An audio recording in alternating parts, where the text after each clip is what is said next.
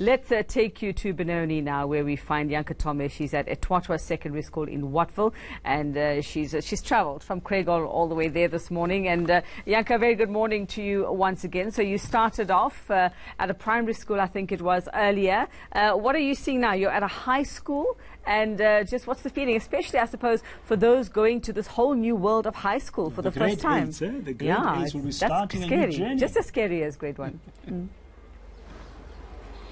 Yeah, I have to say there's a bit more of an atmosphere of reluctance here at the high school, not as much as enthusiasm as I saw at the primary school.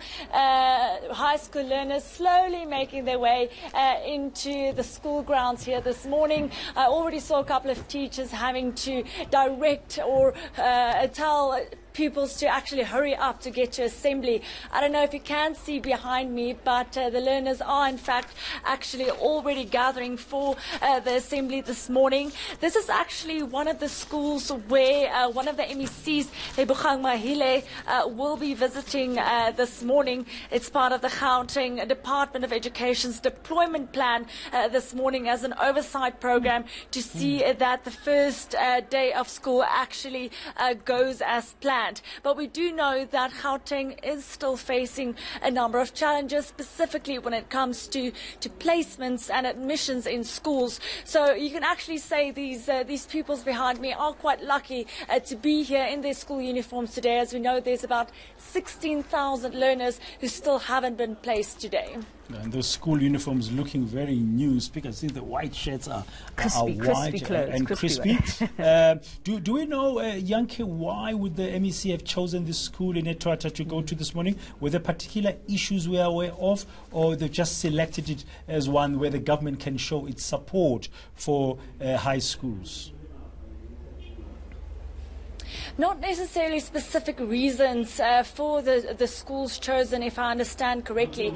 They did, however, focus on schools that are not necessarily in the city centres, not necessarily in Pretoria CBD or in Johannesburg CBD, but more on the outskirts of the province, where I think a lot of people do not necessarily always focus, not a lot of news coverage necessarily always at these schools, because it is from Alberton to Vanderbijl Park to Soesville and Pretoria, and where we are in Wattville in Benoni today. So it's quite maybe schools that you do not always hear about and that people do not necessarily know the names of. And that's why all these different MECs have gone to the different schools. I understand the education MEC Panyaza Lesufi himself is actually at a school in Tsakane, a brand new school that they are opening, whereas the other MECs are overseeing the first day of school, where schools have already been operational for quite some time. Now, Janke, we know that the numbers when it comes to grade 1s and grade 8s is where the concern lies about placing them and finding enough place. Now, you've been to 2 schools this morning. What have you seen in terms of preparations or what they're doing to make a plan for walk-ins? Who is there to deal with parents who are coming there this morning at both of these schools that you've been to this morning to sort of explain to them what they need to do now if their child hasn't found a place and this was the school that they would have liked to send their child to? Well, I can actually start from yesterday, where I visited some schools to check on the preparation if the teachers were there preparing for the first day of schools, because officials and teachers actually had to be at school yesterday already. And one school, for example, that I visited in Orlando West, there was already parents queuing because they still needed space. When I did ask the principal, they said that these parents were actually directed to them by the district officers, because this is where parents have been encouraged to go. They said that even though the online system is there, they do accept that some people still prefer walk-ins, but parents still have to go to district officers. So if any parents are going to queue or approach schools directly, they will be asked by the officials to rather go to the district officers from the Gauteng Department of Education so that they can then take down their details details. And I have to stress that this is extremely important.